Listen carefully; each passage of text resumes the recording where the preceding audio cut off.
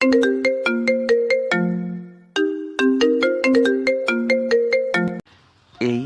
একদম আমার কাছে আসবেন না। তুমি কি ভুলে গেছো যে আজকে আমাদের বিয়ে হয়েছে? সেটাকে বিয়ে বলে না, সেটাকে জোরপূর্বক কাউকে হয়রানি বলে। আমি এসব বিয়ে মানি না। তুমি মানো আর না মানো, বিয়ে হয়ে গিয়েছে। আমি মেনে নিয়েছি, আর এখন আমাদের বাসর রাত। কাছে আসো বাবু। আপনি কি পাগল নাকি? এরকম করছেন কেন? হ্যাঁ হ্যাঁ, আমি পাগল। আমি তোমার প্রেমে পাগল হয়ে গিয়েছি। আপনি যাই বলেন না কেন, আমি আপনার সাথে কিছুই করতে পারবো না। আমাকে যেতে দিন। আমাকে এখন আমার হোস্টেলে যেতে হবে। অনেক রাত হয়ে গিয়েছে। চুপ, একদম চুপ। এতক্ষণ অনেক কথা বলেছি। সোজা আঙুলে ঘি না উঠলে আঙুল বাঁকাতে হয়।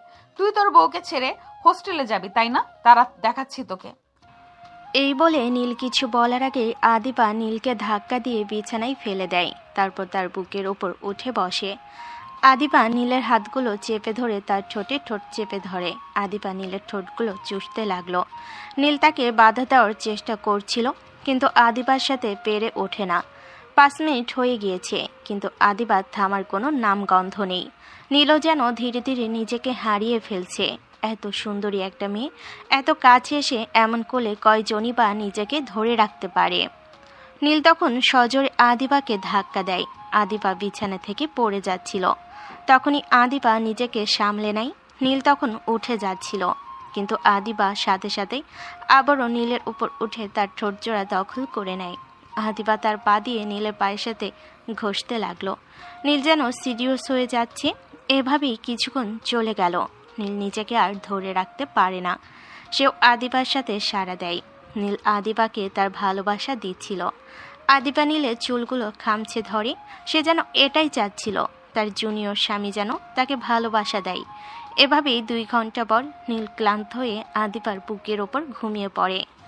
আদিবা নীলের চুলে হাত বুলিয়ে দিয়ে তার কপালে একটা কিস করে। তারপর নীলকে শক্ত করে জড়িয়ে ধরে ঘুমিয়ে পড়ে। মিষ্টি বাসরাত শেষে সকালের আলো রুমের জানালা দিয়ে প্রবেশ করে। ধীরে ধীরে নীলের ঘুম ভাঙে। ঘুম ভাঙলে নীল নিজেকে আবিদার সাথে একরকম অন্তরঙ্গ অবস্থায় দেখে অবাক হয়ে যায়। তখনই তার গত রাতের ঘটনা মনে পড়ে। নীলের তখন নিজের ওপর নিজেরই রাগ হচ্ছিল।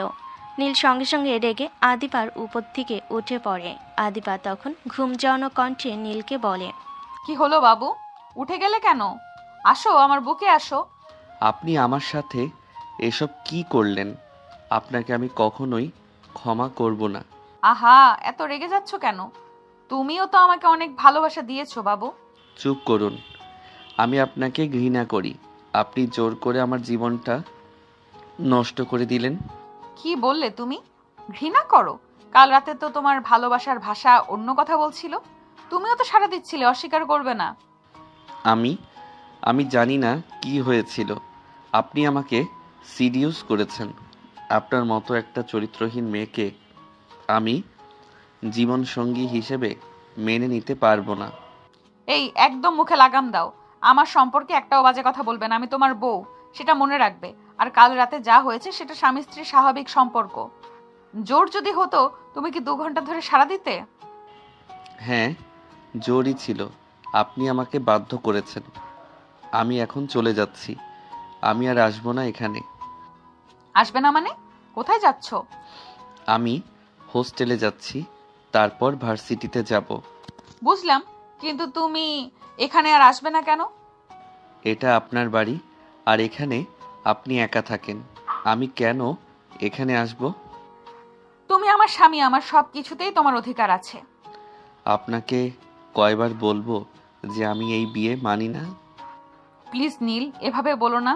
ভার্সিটিতে যেদিন প্রথম তোমাকে দেখেছিলাম সেদিনই আমার মন তোমাকে দিয়ে দিয়েছি। সব সময় আড়াল থেকে তোমাকে দেখতাম। তোমাকে হারিয়ে ফেলার অনেক ভয় হতো। তোমাকে কাছে পাওয়ার জন্য মন ছটফট করতো। তাই তোমাকে বিয়ে করে ফেলেছি। বিয়েটা যদিও জোর করেছিল, কিন্তু আমি সত্যিই তোমাকে অনেক ভালোবাসি নীল। আদিবার কথাগুলো নীল মনোযোগ দিয়ে শুনছিল। কথা শেষ হলে নীল তখন আর কিছু না বলে সেখান থেকে চলে আসে।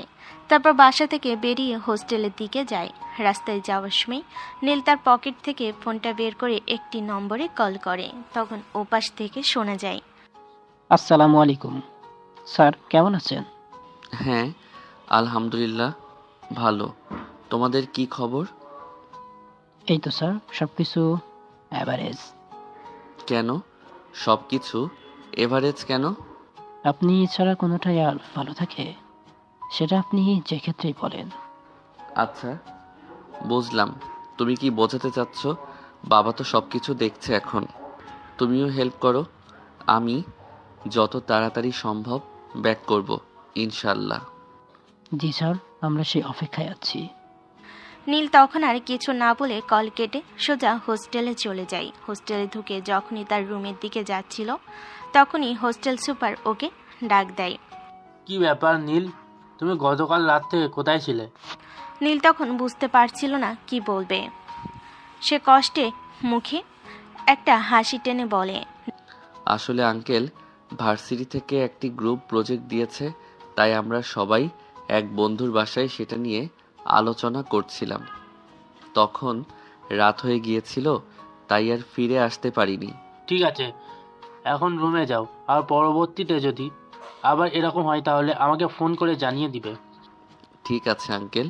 নীল তখন তার রুমে চলে আসে।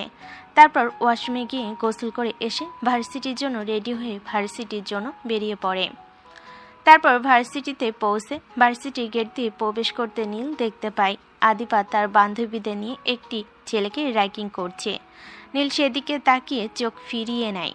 তখন আদিপার এক বান্ধবী আদিবাকে বলে, দোস্ত দেখ, কি হ্যান্ডসাম রে ছেলেটা, পুরাই চকলেট বয়। ইস, মন চাচ্ছে এক্ষুনি গিয়ে একটা কিস করে দিই। এই একদম চুপ, খবরদার ওকে নিয়ে কোনো কথা বলবি না। আদিপার রাগ দেখে সাইমা চুপ হয়ে যায়, কিন্তু এটা বুঝতে পারে না যে আদিপা কেন রেগে গিয়েছে। তখনই অন্যদিকে নীল যখন ভার্সিটির মাঠ দিয়ে ক্লাসরুমের দিকে যাচ্ছিল তখনই একটি মেয়ে এসে নীলকে প্রপোজ করে। I love you. তোমাকে অনেকদিন ধরে পছন্দ করি। কখন যে ভালোবেসে ফেলেছি তা নিজেও জানি না। তুমি কি আমার ভালোবাসার সাথী হবে? দূর থেকে আদিবা এটা দেখতে পায়। রাগে তার চোখ লাল হয়ে যায়। আদিবা তখন দ্রুত এদিকে আসে। আদিবা এসে মেয়েটির চুলের মুঠি ধরে তাকে দাঁড় করায়। মেয়েটি তখন তার চুল ছাড়িয়ে নিয়ে বলে, কি ব্যাপার, কে আপনি? আর আপনি আমার চুল ধরলেন কেন? আদিবা তখন রেগে মেয়েটির গালে একটি থাপ্পড় লাগিয়ে দেয়। নীল তো নীরব দর্শকের মতো পুরো ঘটনা দেখছে। এটা ভার্সিটি, এটা কোনো প্রেম ভালোবাসার জায়গা নয়। আমি এখানে কি করব সেটা আমার ব্যাপার। আপনি কেন তৃতীয় পক্ষ হয়ে আমাদের মাঝে নাক গলাচ্ছেন? এত কৈফিয়ত দিতে বাধ্য না। তুই ভালোই ভালো এখান থেকে যা, না হলে। আদিবার রাগ দেখে মেয়েটি আর কিছু না বলে সেখান থেকে চলে যায়। আদিবা তখন নীলের হাত ধরে তাকে নিয়ে ক্যান্টিনের দিকে যায়। আপনি আমাকে এখানে কেন নিয়ে আসলেন? আমার ক্লাস আছে, আমাকে ক্লাসে যেতে হবে। এ চুপ, একদম চুপ। এমনিতেই মাথা গরম হয়ে আছে, এখন যদি বেশি কথা বলো তাহলে খবর আছে। আদিবার রাগ দেখে নীল ভয়ে একটা ঢোক গিলে চুপচাপ বসে থাকে। আদিবা তখন খাবার নিয়ে এসে নীলের পাশে বসে। তারপর খাবার হাতে নিয়ে নীলের মুখের সামনে ধরে। হা করো। না, আমি খাবো না। এই একদম রাখবে না, হা করো বলছি। আদিবার চোখ দেখে নীল ভয় পেয়ে যায়। নীল তখন আর কিছু না বলে চুপচাপ হা করে আদিবা তখন নীলকে খাইয়ে দেয়। এখন আমি না খাওয়ালে তো খালি পেটেই ক্লাসে চলে যেতে। আপনি কি করে জানলেন আমি খাইনি? এটা হচ্ছে একজন দায়িত্ববান স্ত্রীর বৈশিষ্ট্য। নীল তখন কিছু বলে না। আচ্ছা, তুমি তখন ওই মেয়েটাকে কিছু বললে না কেন? আমি কিছু বলার আগেই তো আপনি এসে যা দেখালেন। কথাটি বলে নীল হাসতে থাকে। এভাবেই খাওয়া প্রায় শেষ হয়ে আসে। আদিবা তখন মনে মনে বলে, নিজে নিজেই খাচ্ছে, একবারও জিজ্ঞেস করলো না আমি খেয়েছি কিনা। আচ্ছা, আপনি খেয়েছেন? বাহ, আমার জামাই তো দেখি পারফেক্টই আছে। না, তুমি খেয়ে নাও, তারপর আমি খাবো। আরে, আপনিও খেয়ে নিন, আমার খাওয়া তো শেষ। না, আমি খাবো না। খাবেন না মানে? কিন্তু কেন? তুমি খাইয়ে দিলে খাবো, না হলে খাবো না। আরে, এটা তো ভার্সিটি, এখানে আপনাকে কিভাবে খাইয়ে দিব? কেন, তুমি আমি যেভাবে তোমাকে খাইয়ে দিয়েছি সেভাবে খাইয়ে দিবে? না না, আমি এখানে পারবো না। তাহলে আজকে রাতে বাসায় খাইয়ে দিবে?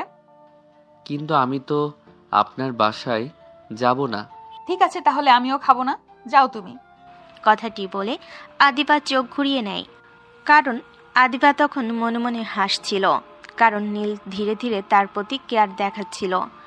আরে আপনি এমন করছেন কেন? ঠিক আছে, আমি বাসায় যাব, কিন্তু একটা শর্ত আছে। কি শর্ত? আমি সব শর্তে রাজি। আমি আপনার রুমে থাকবো না, আমি অন্য রুমে থাকবো। ঠিক আছে, আমি রাজি। ঠিক আছে, তাহলে আপনি এখন খেয়ে নিন, আমার ক্লাসের টাইম হয়ে যাচ্ছে, আমি গেলাম। ঠিক আছে, বাই। কি? নীল চলে যায়, আদিবা সেদিকে তাকিয়ে থাকে। তখনই আদিবার বান্ধবীরা সেখানে আসে। সাইমা আদিবার মাথায় একটা টোকা দেয়। কি রে, আমায় যেভাবে ধমক দিচ্ছিলি আর এখন তুই নিজেই টাঙ্কি মারছিলি? আমি টাঙ্কি মারছিলাম মানে? একদম ঢং করিস না। আমরা এতক্ষণ সব দেখছিলাম। তুই ছেলেটাকে ওই মেয়েটার থেকে সরিয়ে এখানে এনে তারপর জোর করে খাইয়া দিচ্ছিলি। প্রথমে খেতে চাইছিল না, পরে হেসে হেসে খেলো। ওহ, হাসিটা সেরা ছিল। হাসিটা দেখে আমি আবারও ক্রাশ খেলাম। এই একদম উল্টাপাল্টা কথা বলবি না, ওকে সম্মান দিয়ে কথা বলবি। বারে, তুই করলে মধু আর আমরা করলেই দোষ? আমি করব, 1000 বার করব, কারণ আমার অধিকার আছে। অধিকার আছে মানে? হ্যাঁ, অধিকার আছে। ও আমার হাজবেন্ড হয়, তোদের দুলাভাই। কি? তুই বিয়ে করেছিস? আমাদের জানালিও না। আমাদের ইনভাইট করলে কি হতো? তোর বাবার এত টাকা, আমরা এক্সট্রা 2-3 জন গেস্ট গেলে কি উনি খাওয়াতে পারতেন না? দেখ, এখানে খাওয়ানোর কথা না, আসলে হুট করে হয়ে গেছে বিয়েটা, এখনো কোনো অনুষ্ঠান করা হয়নি। যখন অনুষ্ঠান করব তখন তোদের ইনভাইট করব। আচ্ছা, তোর ফ্যামিলি ঠিক করেছে নাকি ছেলেটাকে? না, আমাদের লাভ ম্যারেজ। কি? Love marriage? তার মানে তুই এতদিন প্রেম করেছিস, আমরা কিছুই জানতাম না।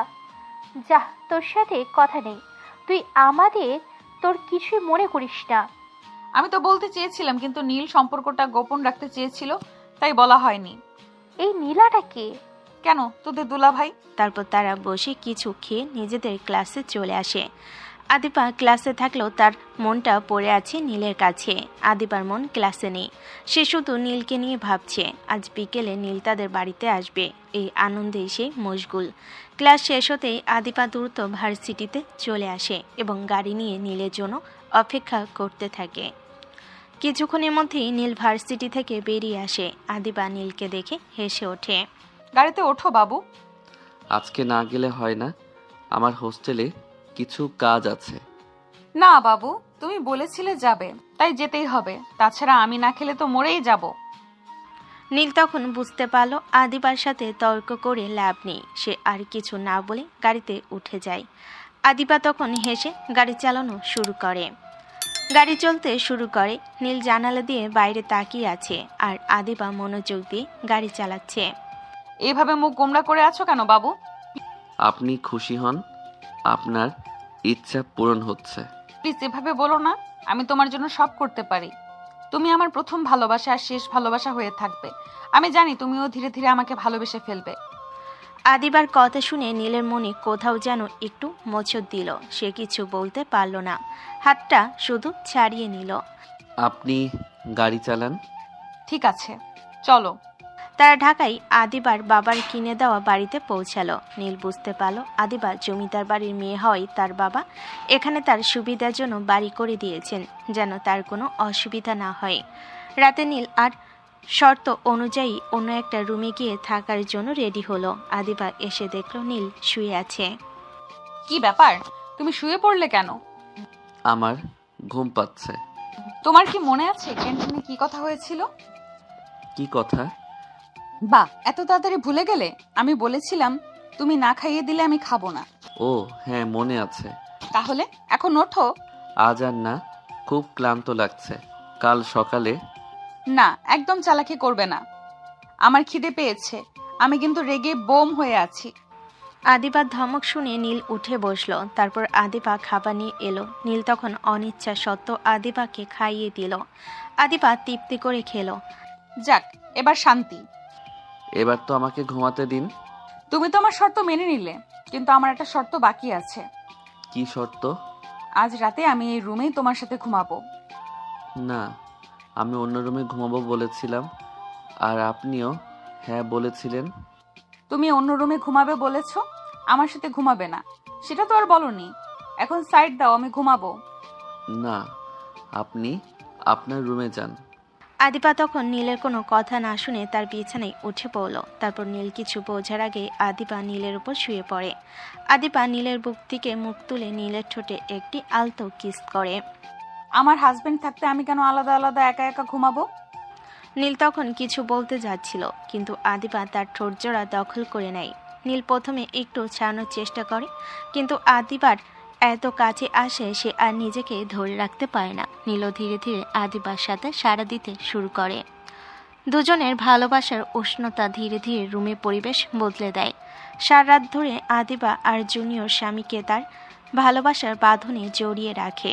সারা রাত আদিবার ভালোবাসার উষ্ণতায় থাকার পর ভোরের আলো জানালা দিয়ে ঘরে প্রবেশ করে। নীলের ঘুম ভাঙলে সে দেখল যে আদিবাকে শক্ত করে জড়িয়ে ধরে শুয়ে আছে। অবাক কাণ্ড! নীলের কেন জানি তখন রাগ হলো না, উল্টো মনের ভেতরে একটা প্রশান্তি অনুভব হচ্ছিল। নীল তখন ধীরে ধীরে উঠতে যাচ্ছিল, কিন্তু আদিবা তাকে আরো শক্ত করে জড়িয়ে ধরে। না বাবু, আর একটু শুয়ে থাকো প্লিজ। আমি ওয়াশরুমে যাব, ছাড়ুন। আদিবা তখন মুখ টিপে হেসে নীলকে ছেড়ে দেয়। নীল ওয়াশরুম থেকে ফ্রেশ হয়ে এসে দেখে আদিবা উঠে গিয়েছে এবং পোশাক পরিবর্তন করছে। নিচে এসো, একসাথে ব্রেকফাস্ট করব। ঠিক আছে। তারা দুজন নিচে এসে ডাইনিং টেবিলে বসলো। আদিবা নিজের হাতে নীলের প্লেটে খাবার তুলে দিতে শুরু করলো। ধন্যবাদ। আপনি এত কষ্ট করছেন কেন? এই, আরেকদিন আপনি বললে খবর আছে। আমি তোমার বউ, তোমার স্ত্রী। আমাকে তুমি করে বলবে, মনে থাকবে? মনে থাকবে। Good boy. এখন খেয়ে নাও। নীল চুপচাপ খেতে শুরু করে। আদিবাও তাকে খাইয়ে দিতে থাকে। খাবার শেষে আদিবা নীলের হাতে ভার্সিটির ব্যাগটা তুলে দেয়। চলো, আজ আমি তোমাকে ভার্সিটি পৌঁছে দেব। কিন্তু আমার তো হোস্টেলে যাওয়ার কথা ছিল। আমার জামা কাপড়? আরে কি হবে, হোস্টেলে গিয়ে তোমার জামা কাপড় আমি কালকেই আনিয়ে দেব। এখন চলো। নীল তখন আর কোনো প্রতিবাদ করার সুযোগ পায় না। দুজন একসাথে গাড়িতে ওঠে। গাড়ি চলতে শুরু করে। পথে আদিবা নানা মিষ্টি কথা বলে নীলকে হাসানোর চেষ্টা করতে থাকে। যদিও নীল জোর করে গম্ভীর থাকার চেষ্টা করছিল, তবু আদিবার মজাদার কথাগুলো তার ঠোঁটের কোণে হাসি এনে দিয়েছিল। আচ্ছা, কাল রাতে তুমি আমায় খুব জোরে চেপে ধরেছিলে। তুমি কি ভয় পাচ্ছিলে আমি পালিয়ে যাব? আপনি এসব কি বলছেন? আরে রাখছো কেন, আমি শুধু জানতে চাইছিলাম। আমি কিছুই বলবো না। ঠিক আছে, বলতে হবে না, কিন্তু আমার মন বলছে তুমিও আমাকে কিছুটা পছন্দ করতে শুরু করেছো। সেটা আপনার ভুল ধারণা। ভার্সিটি গেটে গাড়ি পৌঁছালে আদিবা নীলকে নামিয়ে দেয়। সাবধানে ক্লাস করবে। আমি ক্লাস শেষে আবার আসবো তোমাকে নিতে। আর কারোর সাথে বেশি কথা বলবে না। আমি কার সাথে কথা বলবো না বলবো সেটা আমার ব্যাপার। ও আমার রাগী বাবু, বেশি রাগ করো না, যাও। নীল দ্রুত ভার্সিটির ভেতর চলে যায়। নীল চলে যেতেই আদিবা তার বান্ধবী সাইমাকে কল করে। দোস্ত, নীলকে ভার্সিটিতে দিয়ে এলাম। বাহ, এটা তো গুড নিউজ। এত তাড়াতাড়ি পাল্টালি কিভাবে? পটাতে হয়নি, সে নিজে থেকেই পটেছে। তবে এখনো অনেক রাগ আছে। আমি এখন ক্লাসে যাচ্ছি, তুইও তাড়াতাড়ি আয়। নীল ভার্সিটির ভেতর গিয়ে ক্লাসরুমের দিকে যাচ্ছিল। তখন তার পুরনো বন্ধু অর্ণবের কথা মনে পড়ে। নীল তার ফোন নাম্বারটা বের করে কল করে। হ্যাঁ অর্ণব, কেমন আছো? ওয়ালাইকুম আসসালাম স্যার, ভালো আছি, আপনি? হ্যাঁ, আমিও আছি আলহামদুলিল্লাহ। শোনো অর্ণব, আমি ভার্সিটির জন্য প্রয়োজনীয় সব তথ্য সংগ্রহ করেছি। আমার এখন মনে হচ্ছে এই দিকের সকল কিছু সম্পর্কে আমার একটি স্পষ্ট ধারণা হয়ে গিয়েছে। আমার যা যা প্রয়োজন ছিল তার সব কিছুই এখন আমার হাতের মুঠোয়। হয়তো খুব শিগগিরই ফিরে আসব। ঠিক আছে স্যার, আমি আপনাকে আপনি আমাকে আপনার আসার সময় জানাবেন। আমি আপনার প্রাইভেট জেট বাংলাদেশে পাঠিয়ে দিব। ঠিক আছে, এখন রাখি, পরে কথা হবে। জি স্যার, আসসালামু আলাইকুম। আদিবার অতিরিক্ত ভালোবাসা এবং অধিকারবোধের চাপ থেকে মুক্তি পেতে নীল এখন মরিয়া। সে তার নিজের ক্ষমতা ও অবস্থান ব্যবহার করে এই পরিস্থিতি থেকে বের হয়ে আসার চূড়ান্ত পরিকল্পনা সাজাচ্ছে। নীলের এই রহস্যময়ী প্রত্যাবর্তন কি আদিবার ভালোবাসার বাঁধনকে ছিন্ন করতে পারবে? আদিবা ও নীলের বিয়ের পর এভাবেই কিছুদিন কেটে যায়। আদিবা প্রতিদিন নীলকে ভার্সিটিতে পৌঁছে দিত এবং ক্লাস শেষে তাকে নিয়ে বাড়িতে ফিরত। নীল যতই আদিবাকে উপেক্ষা করার চেষ্টা করত, আদিবার ভালোবাসা, যত্নে ও সান্নিধ্যে সে ধীরে ধীরে নিজেকে নরম করতে শুরু করে। নীল বুঝতে পারে আদিবা আসলেই তাকে অনেক ভালোবাসে। একদিন বিকেলে নীল আদিবার রুমের বারান্দায় একটি চেয়ারে বসেছিল। আদিবা তার কোলে মাথা রেখে বসেছিল। দুজনেই চুপচাপ পশ্চিমের আকাশ দেখছিল। সেই মুহূর্তে প্রশান্তি নীলকে একটু ব্যক্তিগত হতে উৎসাহিত করে। আচ্ছা আদিবা, তুমি তো কখনো তোমার গ্রামের বাড়ি নিয়ে কিছু বলনি। আমি তো এতটুকুই জানি যে তুমি জমিদার বাড়ির মেয়ে, আর কিছু জানি না। আচ্ছা, তোমাদের বাড়িটা কোথায়? গৌরীপুর। কথাটি শুনে নীলের চোখ বড় বড় হয়ে যায়। সে যেন বিদ্যুতের শক খেল। সে সঙ্গে সঙ্গে বসা থেকে উঠে দাঁড়িয়ে যায়। কি, গৌরীপুর? তুমি কি সত্যি বলছো? হ্যাঁ, আমি ঠিকই বলছি। কিন্তু তুমি দাঁড়িয়ে গেলে কেন? কি হলো? তোমার বাবার নাম হামিদুর রহমান, মায়ের নাম আরিয়া বেগম। হ্যাঁ, কিন্তু তুমি এত কিছু জানো কিভাবে? তোমার ছোট চাচার নাম শাহরিয়ার রহমান আর চাচির নাম সাহেলা বেগম। তারা অনেক ঝগড়া করত, পরিবারে সবসময় ঝামেলা লেগে থাকতো। তাদের একটা ছেলে ছিল, তার নাম আকাশ, যে কিনা সবার কাছে অবহেলিত ছিল। তাকে মাত্র 18 বছর বয়সে সবাই বাড়ি থেকে বের করে দেয়। হ্যাঁ, সবকিছুই ঠিক, কিন্তু তুমি এত কিছু জানো কিভাবে? কারণ আমি সেই ছেলে। সরি মিস আদিবা, হয়তো আর দেখা হবে না আমাদের। এই কথা বলে নীল দ্রুত রুম থেকে বেরিয়ে নিচে নেমে আসে। আদিবা হতভম্ব হয়ে বসে থাকে। তারপর সম্বিত ফিরে পেয়ে চিৎকার করে নীলকে ডাকতে শুরু করে। নীল, তুমি যেও না প্লিজ, শোনো। আদিবা নীলের পেছনে যাওয়ার চেষ্টা করে, কিন্তু তার গতির সাথে পেরে ওঠে না। নীল ততক্ষণে বাড়ি থেকে বেরিয়ে দ্রুত হাঁটতে শুরু করে। আদিবা সেখানে বসে কান্না করে দেয়। নীল দ্রুত হাঁটার সময় পকেট থেকে ফোনটা বের করে অর্ণবকে কল করে। তার শান্ত স্বভাবের উল্টো তার কণ্ঠে ছিল চরম উত্তেজনা। হ্যালো অর্ণব, আমি আগামীকাল সকালের মধ্যে রওনা হব। সব প্রস্তুতি নাও। জি স্যার, আমি তাহলে এখনই প্রাইভেট জেট বাংলাদেশে পাঠিয়ে দিচ্ছি। ভালো কথা, সব যেন নিখুঁত হয়। আমার এখন আর এখানে এক মুহূর্ত থাকা সম্ভব না। নীল হোস্টেলে না গিয়ে দ্রুত একটি পরিচিত হোটেলের ভিআইপি রুমে চলে যায়। সে এখন প্রতিশোধের পরিকল্পনা সাজাতে বদ্ধপরিকর। অতীতে সে অবহেলিত আকাশ নয়, সে এখন সম্পূর্ণ অন্য কেউ। এদিকে আদিবা কিছুতেই মানতে পারছিল না যে নীল সেই আকাশ, যাকে তার পরিবার ছোটবেলায় তাড়িয়ে দিয়েছিল। এই বিয়ের নৈপথ্যে তাহলে অন্য কোনো উদ্দেশ্য ছিল? আদিবা তার অস্থিরতা সামলাতে না পেরে দ্রুত একটি ক্যাব নিয়ে কোনো দেরি না করে সোজা তাদের গ্রামের বাড়ি গৌরীপুরের জমিদার বাড়ির দিকে রওনা হয়। তার মন জুড়ে তখন শুধু নীল আর তার পরিবারের সেই অন্ধকার ইতিহাস। সে জানে তার পরিবার নীলের জীবন নষ্ট করেছে, আর সেই পাপের ফল এখন তাকে ভোগ করতে হচ্ছে। অতীতের প্রতিশোধ নিতে আসা নীল এবং নীলের ভালোবাসা ও পারিবারিক পাপের বোঝার মাঝে আটকে থাকা আদিবা। এই গল্পের পরিণতি কি হবে? দর্শক, আমরা এই মুহূর্তে গল্পের সবচেয়ে বড় মোড়ে আছি। আপনারা যারা এখনও গল্পটিতে লাইক করেননি, এক্ষুনি লাইক দিয়ে ভিডিওটি শেয়ার করে দিন। তাহলে চলুন আমরা গল্পে ফিরি। নীলকে হারিয়ে দিশেহারা আদিবা আর এক মুহূর্ত ঢাকায় থাকতে পারল না। দ্রুত রওনা হয়ে গভীর সন্ধ্যায় আদিবা তার গ্রামের বাড়ি গৌরীপুরের জমিদার বাড়িতে পৌঁছে গেল। তীব্র কান্নার কারণে তার চোখ এখনো লাল, চুলগুলো ছিল সম্পূর্ণ অগোছালো। তার পোশাকের দিকে কোনো খেয়ালই ছিল না। আদিবা বাড়িতে ঢুকেই দেখল সবাই ড্রয়িং রুমে বসে আছে। তার বাবা হামিদুর রহমান, মা আরিয়া বেগম, ছোট চাচা শাহরিয়ার রহমান এবং চাচি সাহেলা বেগম। বাড়ির সকলে আদিবার এই অবস্থা দেখে বিস্মিত হয়ে যায়। আরিয়া বেগম দ্রুত ছুটে এসে আদিবাকে জড়িয়ে ধরেন। কি রে, তোর এই অবস্থা কেন? তোর চোখে এত জল কেন? কিছু তো বল। ঢাকা থেকে হঠাৎ এমন করে এলি কেন? আদিবার চাচি সালেহা বেগমও এগিয়ে আসেন। তার চোখেও উদ্বেগ। কি হয়েছে মা? কোনো খারাপ খবর? তুই কি অসুস্থ? বস তো সোফায়। আদিবা তখন ফুপিয়ে কাঁদছিল, কোনো কথা বলতে পারছিল না। তারা দুজন ধরাধরি করে তাকে সোফায় বসিয়ে দেয়। এরপর আদিবার বাবা ও চাচা এগিয়ে আসেন। আদিবা, মা আমার, এবার শান্ত হয়ে বল কি হয়েছে। তোর মুখ দেখে মনে হচ্ছে কিছু একটা বড় ঘটনা ঘটেছে। হ্যাঁ মামনি, কিছু তো বলো। এভাবে কাঁদলে আমরা কি করে বুঝবো আমাদের চিন্তা হচ্ছে?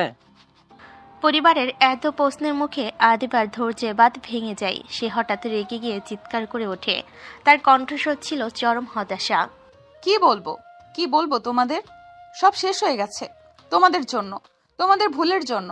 আজ আমি আমার ভালোবাসাকে হারিয়েছি। আমার জীবনের সব সুখ, সব স্বপ্ন তোমাদের জন্য শেষ হয়ে গেল। আদিবার এমন অভিযোগে সবে হতচকিত হয়ে গেলেন। আদিবা তখন কাঁদতে কাঁদতে একশ্বাসে সবটা তাদের কাছে খুলে বলল।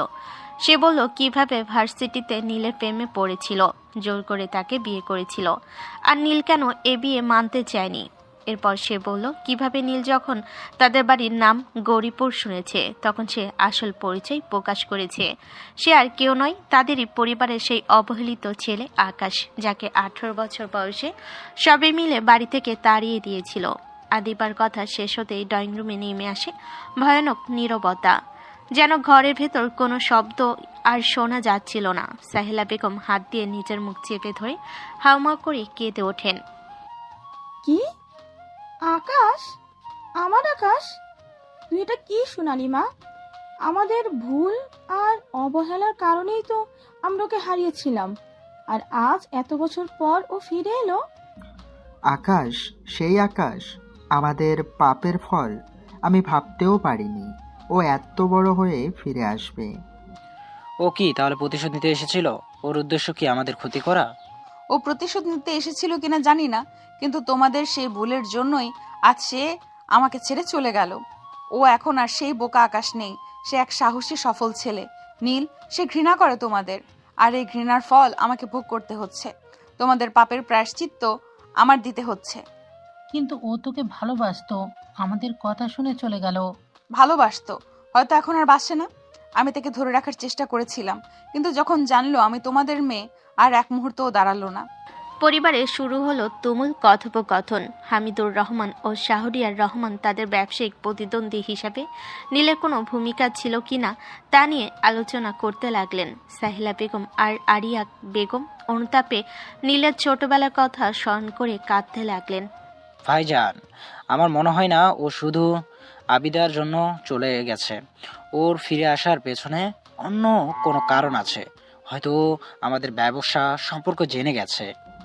হতে পারে। আমাদের সব থেকে বড় দুর্বলতা হলো আকাশ। ও যদি এখন প্রতিশোধ নিতে নামে তাহলে আমরা শেষ। আদিবা, তুই ওকে ভালোবাসিস, ওকে যে কোনো মূল্যে খুঁজে বার কর। আমি তাকে খুঁজে বের করবই। আমি আমার স্বামীকে ফিরিয়ে আনবই। তোমাদের ভুলের জন্য আমি আমার ভালোবাসা হারাতে দেব না।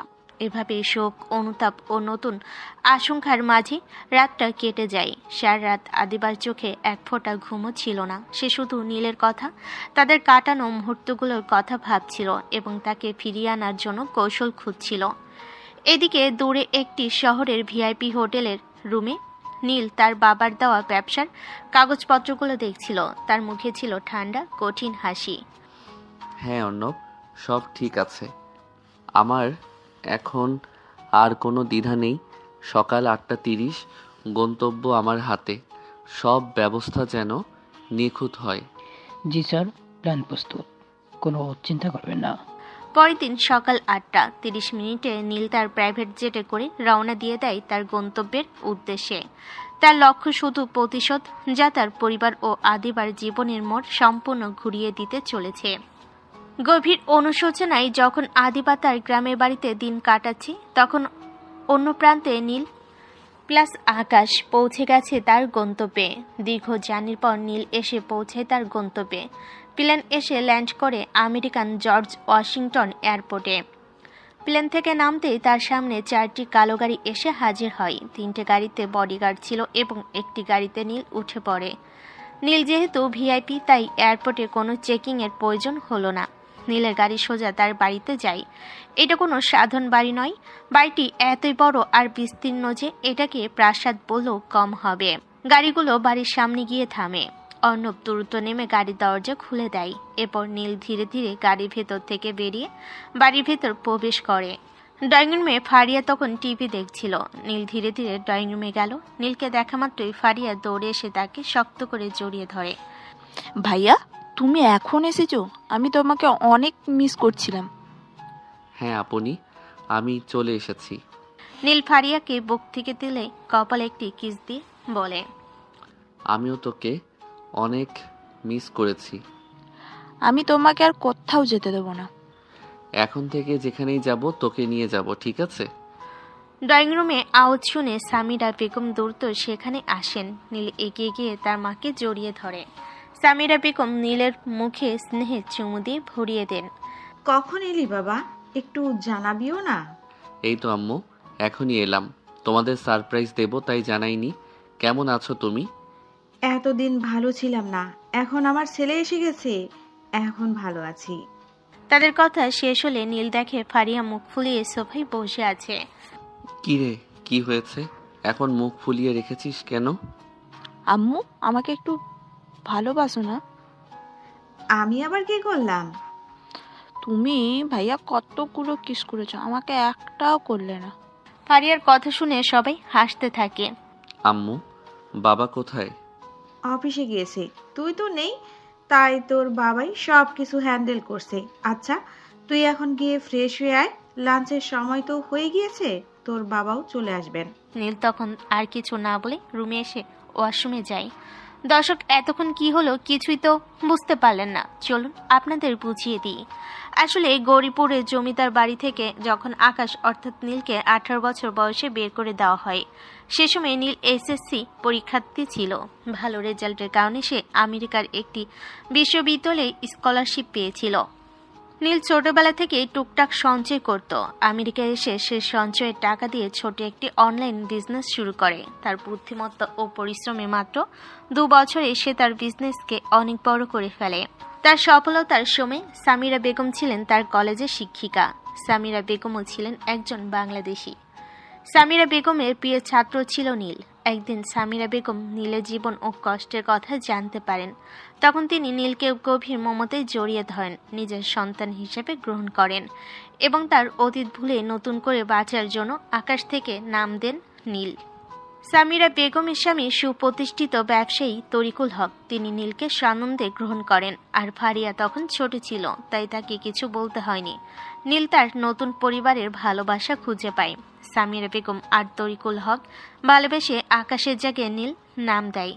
এরপর এই 6 বছরে নীল তার কোম্পানিকে আমেরিকার টপ কোম্পানিতে পরিণত করে নিজের সাম্রাজ্য তৈরি করেছে। বর্তমানে তার একটি অত্যন্ত সুখী পরিবার। তো আপাতত এটুকুই থাক, চলুন আবার গল্পে ফিরে যাই। ফ্রেশ হয়ে নীল যখন লাঞ্চের জন্য তৈরি হয়ে নিচে নেমে আসে, তখন তরিকুল হক নীলের পালক বাবা অফিস থেকে ফিরে আসে। নীলের চোখ মুখ দেখে তিনি বুঝতে পারেন কিছু একটা ঘটেছে। আমার কাজ পাগল ছেলে, এত তাড়াতাড়ি কেন ফিরে এলি? মনে হচ্ছে কিছু একটা গোলমাল হয়েছে। হ্যাঁ বাবা, একটা গোলমাল হয়েছে। এখন সময় এসেছে আমার অতীতকে একটা চরম শিক্ষা দেওয়ার। আমার ফেলে আসা জীবনের হিসেব এখন চুকিয়ে দেওয়ার সময় এসেছে।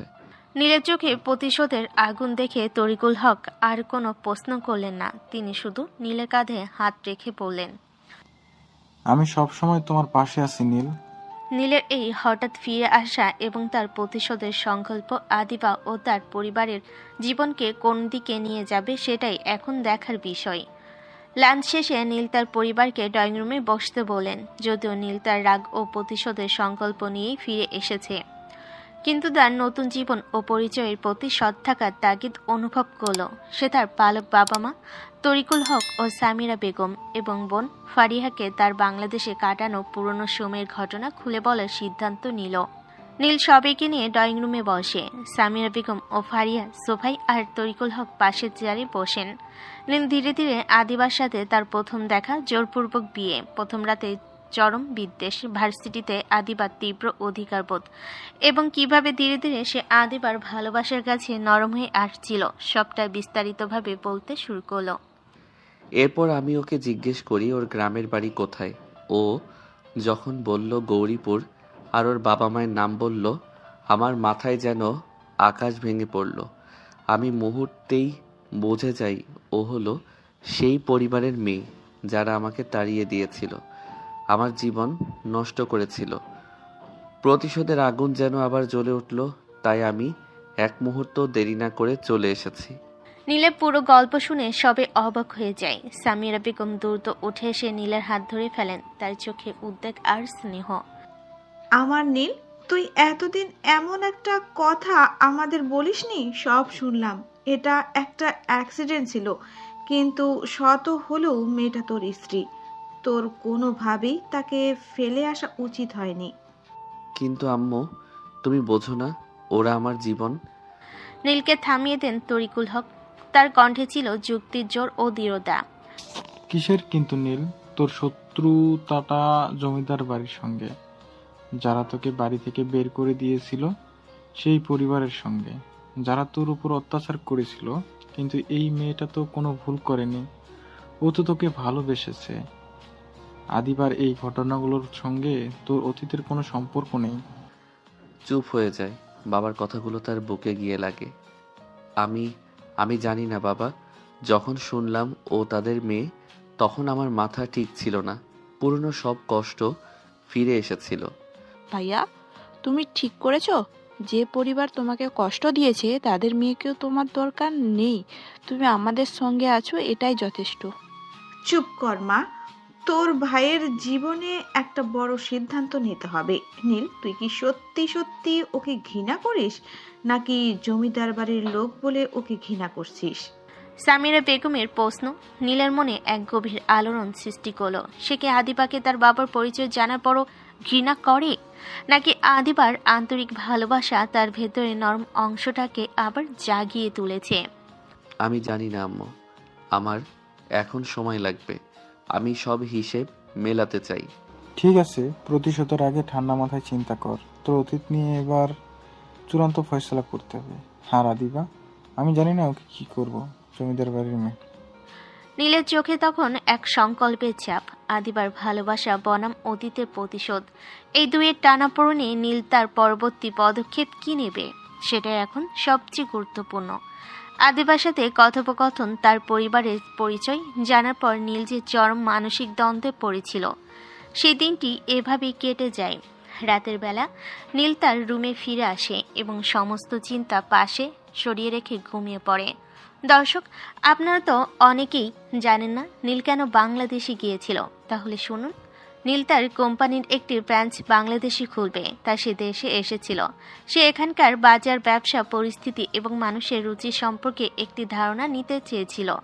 কারণ দীর্ঘ 6 বছর দেশের বাইরে থাকার কারণে দেশের অনেক কিছুই তার কাছে অজানা হয়ে যায়। মূলত এই কাজের জন্য সে ঢাকার হোস্টেলে থাকছিল এবং ভার্সিটির আড়ালে তার রিসার্চ চালাচ্ছিল। আচ্ছা, আশা করি বুঝতে পেরেছেন। তাহলে গল্পে ফিরি। নীল গভীর ঘুমে আচ্ছন্ন, সময় চলমান, যার কখনো থামার নাম নেই। এভাবেই দেখতে দেখতে কেটে যায় 1 বছর। এই 1 বছরে অনেক কিছু বদলে গেছে। 1 বছর পর গৌরীপুরের জমিদার বাড়িতে হামিদুর রহমান এবং শাহরিয়ার রহমান একসাথে ড্রয়িং রুমে বসে কথা বলছিলেন। দুজনের মুখেই গভীর চিন্তার ছাপ। ভাইয়া, কি করব এখন? আদিবার অবস্থা তো দিন দিন খারাপ হচ্ছে। আমাদের ভুলের জন্য মেয়েটা যে কষ্ট পাচ্ছে তা আর সহ্য হচ্ছে না। ঠিক বলেছিস, কিন্তু কি করব বল? কোনো কিছুই করেই তো মেয়েটার মন ভালো করতে পারছি না। এই 1 বছরে মেয়েটা একবারও ঘর থেকে, এই বাড়ি থেকে বাইরে বের হয়েছে কি না তাও জানি না। শুধু নীলের স্মৃতি নিয়ে বেঁচে আছে। ঠিক তখনই ড্রয়িং রুমের টিভিতে ব্রেকিং নিউজ হয়। এক সাংবাদিক অত্যন্ত উত্তেজিত কণ্ঠে খবরটি পরিবেশন করছেন। সারা বাংলাদেশের জন্য এই মুহূর্তের সবচেয়ে বড় সুখবর, American top company NF group of industries তাদের বিশাল শাখা করেছে বাংলাদেশে। আগামী 26 তারিখ অর্থাৎ আর মাত্র 2 দিন পর এনএফ গ্রুপ অব ইন্ডাস্ট্রিজ এর বাংলাদেশের শাখায় গ্র্যান্ড ওপেনিং বা উদ্ভাবন হবে। বিশেষজ্ঞরা ধারণা করেছেন এই কোম্পানি প্রায় 3 বছর যাবৎ আমেরিকায় টপ স্থানটি দখল করে আছে, তাই এটি বাংলাদেশের অর্থনীতিতে একটি ঐতিহাসিক প্রভাব ফেলবে। এই বিনিয়োগ দেশের কর্মসংস্থান এবং বৈদেশিক আয়ে নতুন দিগন্তের উন্মোচন করবে। হামিদুর রহমান খবরটি মনোযোগ দিয়ে শুনছিলেন। আচ্ছা শোন, এই খবর শোনার পর থেকেই ভাবছি যদি আমরা তাদের থেকে কোনো বড় অর্ডার নিতে পারি তাহলে আমাদের কোম্পানির সুনাম ভালো হবে এবং কোম্পানি অনেক লাভ করতে পারবে। এই ধরনের একটি আন্তর্জাতিক কোম্পানির সাথে কাজ করা আমাদের জন্য সম্মান বয়ে আনবে। ঠিক বলেছিস ভাইয়া, কিন্তু আমার মাথায় তো এখন আরেকটা প্ল্যান আসছে। কি প্ল্যান? খুলে বল।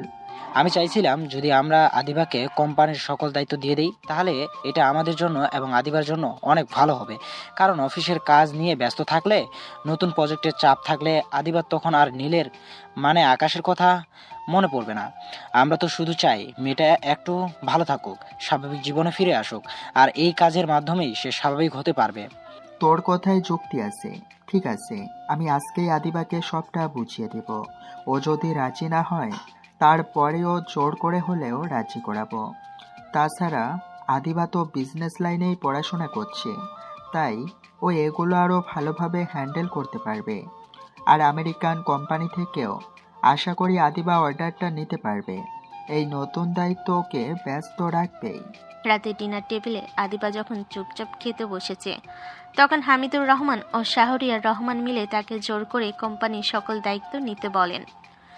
মা, আমরা চাই তুই কাল থেকে কোম্পানির দায়িত্ব নিবি। তুই এখন আর ছোট্টটি নেই, তোর উপর আমাদের ভরসা আছে। বাবা না, আমি পারবো না। আমার এখন কিছু ভালো লাগে না, আর আমার মনও এখন অফিসে যাওয়ার মতো নেই। মামুনি প্লিজ মানা করিস না, আমরা তো ভালো চাই। দেখিস এই কাজগুলো তোকে আবার হাসতে শেখাবে। তাছাড়া নতুন বিজনেসে টপ করেছিস, তোর তো এসব হ্যান্ডেল করা উচিত।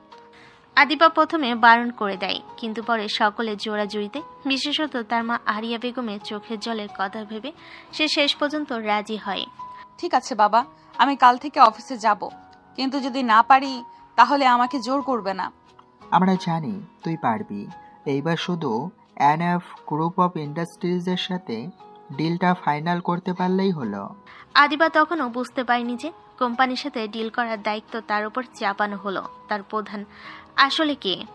নিয়তি যেন আবার তাদের দুজনকে মুখোমুখি করার জন্য প্রস্তুত। রাতের বেলা ডিনার টেবিলে পরিবারের সকলে জোড়াজুড়িতে আদিবা অনিচ্ছা সত্ত্বেও কোম্পানির দায়িত্ব নিতে রাজি হয়, যদিও তার মন তখনও নীলের স্মৃতিতে আচ্ছন্ন। তবু মায়ের মুখের দিকে তাকিয়ে আর সবার উদ্বেগ দেখে সে বুঝতে পারে তার স্বাভাবিক হওয়াটা পরিবারের জন্য কতটা জরুরি। পরের দিন থেকেই আদিবা জমিদার বাড়ির পারিবারিক ব্যবসার সকল দায়িত্ব নিয়ে নেয়। 6 বছর বিজনেস নিয়ে পড়াশোনা করার কারণে তার জ্ঞান ও দক্ষতা ছিল নিখুঁত, কিন্তু আবেগের কারণে সে এতদিন কাজে মনোযোগ দিতে পারছিল না। অফিসের পুরনো ফাইল, নতুন প্রজেক্টের পরিকল্পনা এবং কর্মী ব্যবস্থার মতো জটিল বিষয়গুলো নিয়ে সে নিজেকে ব্যস্ত করে তুলল। অফিসে এসে আদিবা যেন নিজেকে নতুন করে আবিষ্কার করে। দীর্ঘ 1 বছর ধরে যে হতাশা আর শূন্যতা তাকে গ্রাস করেছিল, কঠোর পরিশ্রমের মাধ্যমে সে যেন তা থেকে কিছুটা মুক্তি পেতে শুরু করে। আদিবা মনে মনে বলে, নীল, তুমি আমাকে যে আঘাত দিয়েছো, কাজের মাধ্যমে আমি সেই কষ্টকে ভুলে থাকার চেষ্টা করব। তোমরা চেয়েছিলে আমি ভালো থাকি, এখন আমার কাছে কাজই হলো জীবন। আদিবা তখন সবচেয়ে বেশি মনোযোগ দেয় এনএফ গ্রুপ অফ ইন্ডাস্ট্রি এর সাথে ডিল করার দিকে। সে জানত আমেরিকান টপ কোম্পানির এই প্রজেক্টটি তাদের কোম্পানির জন্য টার্নিং পয়েন্ট হতে পারে। আদিবা এনএফ গ্রুপের বিষয়ে গভীরভাবে গবেষণা শুরু করে। সে কোম্পানির প্রোফাইল, তাদের কাজের ধরন এবং তাদের প্রতিষ্ঠাতা সম্পর্কে বিস্তারিত তথ্য সংগ্রহ করতে থাকে। আদিবা জানতে পারে কোম্পানিটি মাত্র 6 বছরেই আমেরিকার শীর্ষে পৌঁছেছে এবং এর প্রধান নির্বাহী কর্মকর্তা সিইও একজন অত্যন্ত তরুণ, বুদ্ধিমান এবং রহস্যময় ব্যক্তি। তার নাম নীল। এই তথ্যটি আবিদার চোখে পড়ল। সেই মুহূর্তে সে তার মনের নীলের কথা ভাবছিল না, কারণ সে ধরে নিয়েছিল তার নীল তো বাংলাদেশের ভার্সিটিতে পড়ুয়া এক সাধারণ ছাত্র ছিল। এদিকে হামিদুর রহমান ও শাহরিয়ার রহমান আদিবার কাজে ব্যস্ততা দেখে স্বস্তি অনুভব করতে থাকেন। দেখেছিস তো, আমি তোকে বলেছিলাম না, ওকে শুধু একটা ব্যস্ততা দিতে হবে, 1 বছর পর মেয়েটা আবার স্বাভাবিক হচ্ছে। হ্যাঁ ভাইয়া, NF গ্রুপের সাথে ডিল করার বিষয়ে আদিবা যেভাবে লেগে আছে তাতে মনে হচ্ছে সে ভালোভাবেই কাজটা করতে পারবে। ও এখন আর শুধু আকাশের কথা ভাবছে না। আদিবা তার ব্যবসার প্রতিনিধি হিসাবে NF গ্রুপের বাংলাদেশের শাখার সাথে যোগাযোগের জন্য একটি অফিসিয়াল প্রস্তাব তৈরি করে। তাদের উদ্দেশ্য ছিল NF গ্রুপ যখন বাংলাদেশে তাদের কার্যক্রম শুরু করবে তখন তাদের সরবরাহ ও লজিস্টিকের কাজটা জমিদার বাড়ির কোম্পানির যেন পায়। আদিবা অফিসিয়াল চিঠিটি নিজেই ড্রাইভ করে এবং NF গ্রুপের বাংলাদেশের শাখার জেনারেল ম্যানেজারের কাছে পাঠিয়ে দেয়। তার দৃঢ় বিশ্বাস ছিল তাদের কোম্পানির অভিজ্ঞতা আর আদিবার নিজস্ব দক্ষতা এই ডিলটি এনে দিতে সক্ষম। এভাবেই দিনের পর দিন চলতে থাকলো। কাজে চাপে আদিবার আর কান্নার সময় থাকলো না। সারাদিন অফিসে কঠোর পরিশ্রম করে সে রাতে ক্লান্ত হয়ে ঘুমিয়ে যেত। যদিও ঘুমের আগে কিছুক্ষণের জন্য নীলের মুখটা মনে পড়ত, কিন্তু পরক্ষণে কাজের ফাইল আর মিটিংয়ের চিন্তায় তাকে আবারও ব্যস্ত করে তুলত। অন্যদিকে আমেরিকান বিলাসবহুল প্রাসাদে নীল তখন তার প্রতিশোধের চূড়ান্ত ছক কষছিল। আদিবার পরিবারের প্রতিটি পদক্ষেপ তার নখ দর্পণে ছিল। জমিদার বাড়ির ব্যবসায়িক গতিবিধি এবং আদিবার নতুন দায়িত্ব গ্রহণের খবরও তার কাছে পৌঁছে গিয়েছিল। মিস হাদিবা, তুমি তোমার পরিবারের ব্যবসা বাঁচানোর জন্য এখন আমার কাছেই অর্ডার নিতে আসবে। নিয়তির খেলা বটে। তুমি আমাকে ভালোবাসার জালে জড়িয়েছিলে, এবার আমি তোমাকে ব্যবসার জালে জড়াবো। প্রতিশোধের খেলা সবে শুরু হলো। অবশেষে সেই দিনটি এলো। আদিবার পাঠানো অফিসিয়াল প্রস্তাবে উত্তরে NF গ্রুপ ইন্ডাস্ট্রির বাংলাদেশ শাখার জেনারেল ম্যানেজার মিটিংয়ের জন্য সময় দিলেন। সেই তারিখটি ছিল 26 তারিখ, যেদিন NF গ্রুপের উদ্বোধন। অবশেষে সেই প্রতীক্ষিত 26 তারিখ এলো। জমিদার বাড়ি, মান সম্মান এবং আদিবার জীবনের মোড় ঘুরিয়ে দেওয়ার দিন। ম্যানেজারের দেওয়া নির্দিষ্ট সময়ে আদিবা অত্যন্ত মনোযোগের সাথে তৈরি হয়ে NF গ্রুপ অফ ইন্ডাস্ট্রির বিলাসবহুল অফিসে যায়। কোম্পানির ভাবনাটি ছিল পুরোই দেখার মতো। কাঁচ আর ইস্পাতের তৈরি সুবিশাল কাঠামো, যার আধুনিক স্থাপত্যের এক বিস্ময়। শুধু ভবন নয়, ভবনের বাউন্ডারির ভিতরে সকল কিছু ছিল পরিপাটি ও বিস্ময়কর। বিশাল ফুলের বাগান, আধুনিক লবি আর নিরিবিলি পরিবেশ। আদিবা তখন অফিসের ভিতরে প্রবেশ করে এবং রিসেপশনিস্টের কাছ থেকে ডিরেকশন নিয়ে ম্যানেজার রুমে যায়। মিস আদিবা, আপনি বসুন, আমি স্যারের কাছ থেকে পারমিশন নিয়ে আসতেছি। তারপর আপনি স্যারের সাথে কথা বলে বাকি কাজ করে নিতে পারবেন। জি ধন্যবাদ। ম্যানেজার দ্রুত নীলের অর্থাৎ CEO এর কেবিনের দিকে যায়। কেবিনের বাইরে দাঁড়িয়ে অনুমতি চাইলে ভিতর থেকে নীলের ঠান্ডা কণ্ঠস্বর ভেসে আসে। স্যার আসবো? হ্যাঁ, আসো। আসলে স্যার, LRB প্রোডাকশন থেকে একজন আপনার সাথে দেখা করতে এসেছে।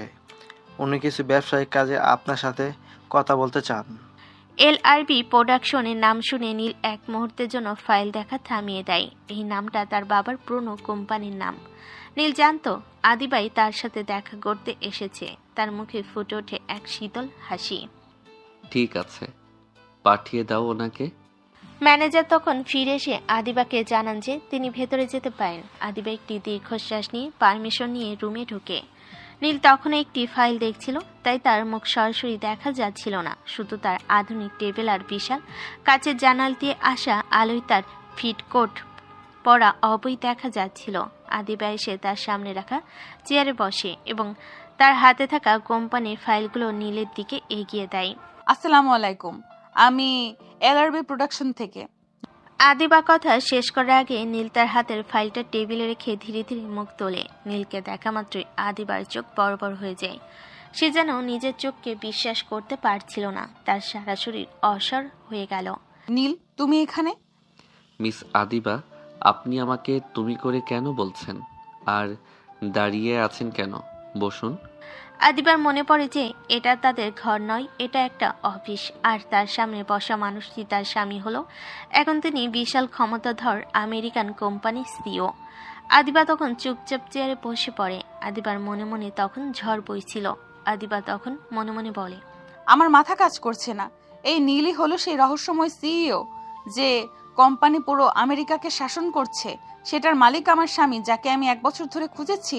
ও আমার সাথে প্রতিশোধের খেলা খেলছে। কিন্তু এখন কি হবে?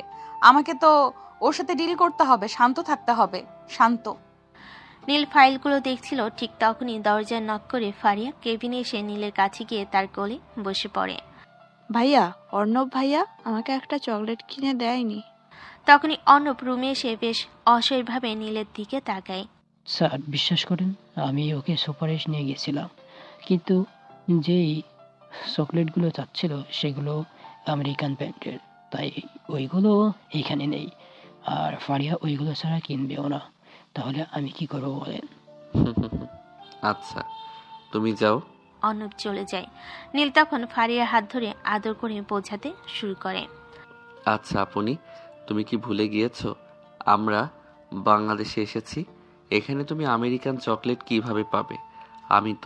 তুমি তো আসার সময় অনেক চকলেট নিয়ে এসেছিলে, ওইগুলো কোথায়? ভাইয়া, ওইগুলো তো আজকে সকালেই শেষ হয়ে গিয়েছে। কি, এত চকলেট মাত্র একদিনে শেষ? এত চকলেট মানে? চকলেট তো কয়েকটাই ছিল। ফারিয়া তখন চোখ যে আদিবার দিকে, আদিবা ফারিয়ার দিকেই এক দৃষ্টিতে তাকিয়ে আছে। ফারিয়ার মনে পড়ে যায়, আরে এটা ভাবি না। এই বলে ফারিয়া নীলকে ছেড়ে দৌড়ে গিয়ে আদিবাকে জড়িয়ে ধরে। ভাবি, আমাকে কোলে নাও। আদিবা তখন আর নিজেকে ধরে রাখতে পারে না, সে ফারিয়াকে কোলে তুলে নেয়। ফারিয়া আদিবের গালে একটি পাপ্পি দিয়ে দেয়। ভাবি, তুমি ভাইয়াকে বলো না আমাকে চকলেট এনে দিতে। আদিবা তখন চোখ তুলে নীলের দিকে তাকায়। নীলের চোখে তখন এক মিশ্র অনুভূতি, প্রতিশোধের কাঠিন্য এবং আদিবার প্রতি তার দুর্বলতা। ফারিয়াকে আদিবাকে জড়িয়ে ধরে কোলে নেওয়ার পর যখন আদিবার গালে কিস করে নীলকে চকলেট এনে দেওয়ার অনুরোধ করছিল, তখন রুমে এক চরম নাটকীয়তা, নীরবতা নেমে আসে। আদিবার চোখে ছিল ভালোবাসা ও আকুতি, আর নীলের চোখে ছিল শীতল পেশাদারিত্বের আড়ালে লুকিয়ে থাকা চাপা যন্ত্রণা। নীল দ্রুত পরিস্থিতি সামাল দেওয়ার জন্য ফারিয়াকে আদিবার কোল থেকে নিজের কোলে নিয়ে নেয়। সে তার পেশাদারি ভাব বজায় রাখার জন্য প্রস্তুত হয়। নীল ফারিয়াকে কোলে বসে আদিবার দিকে তাকিয়ে বলে, মিস আদিবা, আপনি এখন যেতে পারেন। আমাদের ম্যানেজার আপনাকে বাকি আপডেট দিয়ে দিবে। আপনার কোম্পানির প্রস্তাব আমরা খতিয়ে দেখব এবং চূড়ান্ত সিদ্ধান্ত পরে জানানো হবে। নীলের কণ্ঠস্বর ছিল কঠিন, যেখানে তাদের ব্যক্তিগত সম্পর্কের বিন্দুমাত্র ছাপ ছিল না। আদিবা বুঝতে পারল নীল এখানে শুধুই সিও এবং সে হলো একজন সাধারণ ব্যবসায়ী প্রতিনিধি। আদিবা কিছু বলতে চাচ্ছিল, নীলের সাথে তাদের সম্পর্কের বিষয়ে কথা বলতে চেয়েছিল, কিংবা কেন সে এত বড় প্রতিশোধের জাল পেতেছে সেই প্রশ্ন করতে চেয়েছিল, কিন্তু নীল তাকে কোনো কথা বলার সুযোগ দিল না। ম্যানেজার, মিস আদিবাকে বিদায় দিন এবং ওনাকে জানিয়ে দিন যে আমরা সিদ্ধান্ত নিতে কিছুটা সময় নেব। আদিবা চলে গেল। ফারিয়া মুখ ফুলিয়ে নীলের দিকে তাকায়। সে তার ভাইয়ের এমন আচরণে ক্ষুব্ধ। ভাইয়া, তুমি ভাবিকে চলে যেতে বললে কেন? ও তো কতক্ষণ পর এসেছিল। নীলের রাগ তখনও কমেনি। সে ফারিয়ার দিকে তাকিয়ে কঠোর দৃষ্টিতে তাকায়। ফারিহা, ও যখন আমাদের বাড়িতে আসবে তখন ওকে ভাবি বলবে, এর আগে নয়। আর কোনো বাড়তি কথা হবে না। কিন্তু ও তো চুপ, একদম চুপ। নীলের রাগ দেখে ফারিয়া ভয়ে আর কিছু বলল না। সে মাথা নিচু করে চুপচাপ নীলের কোলে বসে রইল। নীল তখন ফারিয়াকে একটু শান্ত করে তার কপালে চুমু খেয়ে তাকে শান্ত করার চেষ্টা করে, তবে তার মন তখনও আদিবার উপস্থিতিতে বিক্ষিপ্ত। অন্যদিকে এনএফ গ্রুপের বিশাল ভবন থেকে বেরিয়ে আসা সময় আদিবার চোখে জল এসে গেল। সে বুঝতে পারল নীল শুধু তার উপর প্রতিশোধ নিতেই এখানে আসেনি, সে পুরোপুরি বদলে গেছে। সে নরম ভীতু জুনিয়র ছাত্রটি এখন নেই, তার বদলে এসেছে একজন সফল নির্মম ব্যবসায়ী। নীল, তুমি এত বড় কেন? কেন তুমি এত বছর ধরে চুপ করেছিলে? আর তুমি কি মনে করো আমি এভাবে চলে যাব? আমি তোমাকে এত সহজে আমার জীবন থেকে মুক্তি দেব না। তুমি প্রতিশোধ নিতে এসেছো আর আমি তোমাকে আবার ভালোবাসার বাঁধনে জড়াবো। আদিবা তখন দ্রুত তার গাড়িতে ওঠে এবং নিজের অফিসে রওনা হয়। সে জানে এই ডিলটা এখন শুধু তাদের ব্যবসার জন্য নয়, এটা তার ব্যক্তিগত চ্যালেঞ্জ। এই ডিলটা না পেলে সে নীলের কাছে প্রমাণ করতে পারবে না যে সেও কিছু করতে পারে। আদিবা অফিসে পৌঁছেই তার টিমের সাথে মিটিং করে। সে জানে এনএফ গ্রুপ তার প্রস্তাব এখন সহজে গ্রহণ করবে না, আর এর পেছনে কারণ একমাত্র নীলই। এনএফ গ্রুপ ইন্ডাস্ট্রি আমাদের প্রস্তাব নিয়ে ভাবছে। আমরা তাদের লজিস্টিক্সের জন্য নতুন করে একটি উন্নত প্রস্তাব দেব। এমন কোনো খুঁত রাখা যাবে না যার জন্য আমাদের প্রস্তাব বাতিল হয়। আমি চাই এই ডিলটা আমাদের চাই। আদিবার চোখে তখন নতুন করে আগুন জ্বলছে। একদিকে পারিবারিক সম্মান, অন্যদিকে স্বামীর কাছে নিজের অস্তিত্ব প্রমাণের লড়াই। নীল এবং আদিবার এই নতুন লড়াই কে জিতবে? এনএফ গ্রুপ অফ ইন্ডাস্ট্রির অফিস থেকে অপমানিত হয়ে ফিরে আসার পর আদিবার ভেতরে জেদ ও কষ্ট একসঙ্গে মিশে গিয়েছিল। সে বুঝতে পারছিল নীলের প্রতিশোধের আগুন কত তীব্র। আদিবা বাড়ি ফিরে দ্রুত তার মায়ের আরিয়া বেগমের কাছে যায়। সে আর নিজেকে ধরে রাখতে পারল না, সোজাসুজি মাকে জড়িয়ে ধরে হাউমাউ করে কেঁদে ওঠে। মা, আমি আর পারছি না। কেন এমন হচ্ছে আমার সাথে? কি রে মা, শান্ত হ। কি হয়েছে বলবি তো? তোর চোখ মুখ এমন শুকনো কেন? মাতার মেয়ের এমন অবস্থা দেখে ভয় পেয়ে যান। তিনি আদিবাকে ধরে সোফায় বসিয়ে দেন। আদিবার বাবা হামিদুর রহমান ও চাচা শাহরিয়ার রহমান দ্রুত ড্রয়িং রুমে আসেন। কি হয়েছে আদিবা? অফিসে কোনো সমস্যা? তোর এমন কান্নার কারণ কি? আদিবা তখন চোখ মুছে কান্না থামানোর চেষ্টা করে, কিন্তু তার কণ্ঠস্বর কাঁপছিল। সে ধীরে ধীরে তাদের সামনে সমস্ত সত্য প্রকাশ করে। গতকাল সে যে আমেরিকান কোম্পানির সিও এর সঙ্গে দেখা করেছিল, সেই সিও আর কেউ নয়, সে তার স্বামী নীল। বাবা, আমি যার সাথে ডিল করতে গেছিলাম সে আর কেউ নয়, সে নীল, তোমাদের সেই আকাশ। ও এখন American top company NF group of ইন্ডাস্ট্রিজের সিইও। ও প্রতিশোধ নিতে এসেছে। ও আমাকে চিনতে পেরেও চিনল না। আদিবার কথা শেষ হতেই জমিদার বাড়িতে যেন দ্বিতীয়বারের মতো বোমা ফাটল। হামিদুর রহমান ও শাহরিয়ার রহমান দুজনেই বিস্ময় ও আতঙ্কে কিংকর্তব্য বিমূঢ় হয়ে গেলেন। তাদের ভয় এখন কয়েক গুণ বেড়ে গেল, কারণ এখন তাদের সামনে শুধু একজন অপমানিত ছেলে নয়, বরং বিশাল ক্ষমতাধর একজন আন্তর্জাতিক ব্যবসায়ী। নীল এত বড় হয়েছে ও। এনএফ গ্রুপ, আমরা কি সর্বনাশ করেছি? আমরা তো ভেবেছিলাম ও শুধু একটা ভার্সিটির ছাত্র। ভাইয়া, নীল যদি প্রতিশোধ নিতে চাই তাহলে আমাদের ব্যবসা, আমাদের সব কিছু এক মুহূর্তে শেষ হয়ে যাবে। ওর ক্ষমতা এখন আমাদের ধারণার বাইরে। আমার আকাশ, আমাদের ভুলের জন্য ও এত কষ্ট পেয়েছে, আর এখন সে এত বড় হয়েও আমাদের ওপর প্রতিশোধ নিতে চাইছে। কিন্তু আবিদা, ও কি একবারও জিজ্ঞেসও করেনি তুই কেমন আছিস? না মা, ও আমাকে মিস আদিবা বলে ডাকলো। ফারিহা নামের একটা পিচ্চি মেয়েও ছিল। মেয়েটা নীলকে ভাইয়া ডাকছিল, কিন্তু মেয়েটা কে সেটা বুঝতে পারলাম না। মেয়েটা আমাকেও ভাবি বলে ডাকছিল। কেউ তখন আর কিছু বলে না। পরিবারের প্রত্যেকে তখন নীরব, অনুশোচনায় ভুগতে থাকে। তাদের অতীত পাপ যেন আজ এক দানবীয় রূপ নিয়ে তাদের সামনে দাঁড়িয়েছে। কিছুক্ষণ পর হামিদুর রহমান মাথা তুলে বসেন। তিনি বুঝতে পারেন এখন শুধু ব্যবসা নয়, তাদের পরিবারের মর্যাদা এবং আদিবার জীবনও ঝুঁকির মুখে। না, আমরা আর এক মুহূর্ত অপেক্ষা করতে পারি না। আদিবা, তুই কালকে আবার যাবি বললি না? হ্যাঁ বাবা, আমি নতুন করে প্রস্তাব তৈরি করেছি। কাল সকাল 11টায় মিটিংয়ের সময় দেওয়া হয়েছে। তাহলে শোন, কালকে আদিবা একা যাবে না, আমরাও সবাই ওর সাথে যাব। ঠিক বলেছিস, আমরা ওর সামনে গিয়ে দাঁড়াবো। আমাদের ভুলের জন্য আমরা ক্ষমা চাইব। সে আমাদের কাছ থেকে ব্যবসা কেড়ে নিক, কিন্তু আদিবাকে যেন ফিরিয়ে দেয়। আমাদের ভুল আদিবার জীবন নষ্ট হতে দেওয়া যাবে না। হ্যাঁ, আমি যাব। আমি আমার ছেলের কাছে হাত জোর করে ক্ষমা চাইব। আমি ওকে বোঝাবো যে আদিবা ওকে কতটা ভালোবাসে। আদিবার চোখে তখন নতুন করে আশা ঝলসে ওঠে। সে একা নয়, তার পরিবার আজ তার পাশে এসে দাঁড়িয়েছে। তারা জানে নীলের সামনে দাঁড়ানোটা কত বড় ঝুঁকিপূর্ণ। ঠিক আছে বাবা, আমি কালকে নতুন প্রস্তাব নিয়ে যাব, আর তোমরাও আমার সাথে চলো। কিন্তু তোমরা কেউ রাগ করবে না। ও যদি অপমানও করে তবুও শান্ত থাকবে। কিন্তু আদিবার জন্য তারা সেই ঝুঁকি নিতে প্রস্তুত। পরিবারের সকলে সেই কঠিনতম মুহূর্তের জন্য প্রস্তুতি নিতে শুরু করে। তারা জানে পরের দিন তাদের অতীতের পাপের মুখোমুখি হওয়ার দিন। অফিস থেকে বেরিয়ে নীল তার নিজস্ব গাড়ির বহর নিয়ে সোজা চলে যায় নতুন ঠিকানায়, ঢাকায় কেনা তার বিশাল প্রাসাদমম বাড়িতে।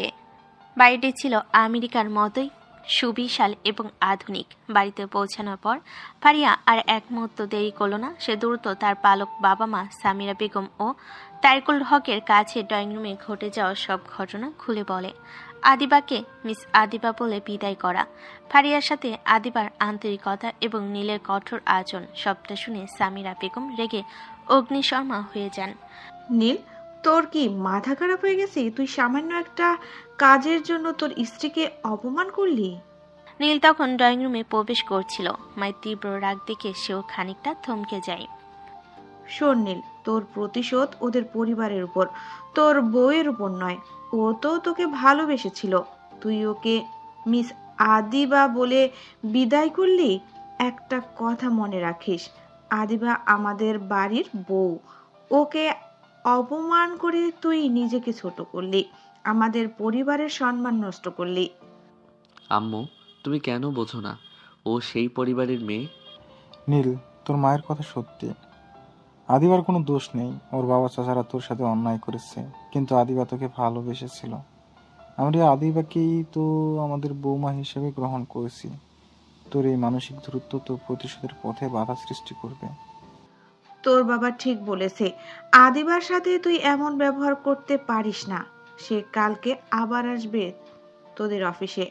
হ্যাঁ আম্মু, ও কালকে সম্ভবত আরেকটা ডিলের প্রস্তাব নিয়ে অফিসে আসবে। ঠিক আছে, তাহলে আমরাও কাল অফিসে যাব। আমি আমার বৌমাকে বাড়িতে নিয়ে আসব, আর তুই ওকে সম্মান দিয়ে কথা বলবি। কিন্তু আম্মু। কোনো কিন্তু নয় নীল, তোর মা যেটা বলেছে সেটাই হবে। আদিবা আমাদের বউ। আমরা আগামীকাল সবাই একসাথে অফিসে যাব। তোর পুরনো জীবনের সব হিসেব কালকে চুকিয়ে দিতে হবে। বাবার চূড়ান্ত সিদ্ধান্তের পর নীল তখন আর কিছু বলার সুযোগ পেল না। সে বুঝতে পারল তার প্রতিশোধের পরিকল্পনায় তার পরিবারই এবং প্রধান বাধা। সে শুধু একটি দীর্ঘশ্বাস ফেলে চুপ করে রইল। রাতে ডিনারের পর নীল যখন তার বিশাল রুমে বিছানায় শুয়েছিল, তখন তার মন ছিল অস্থির।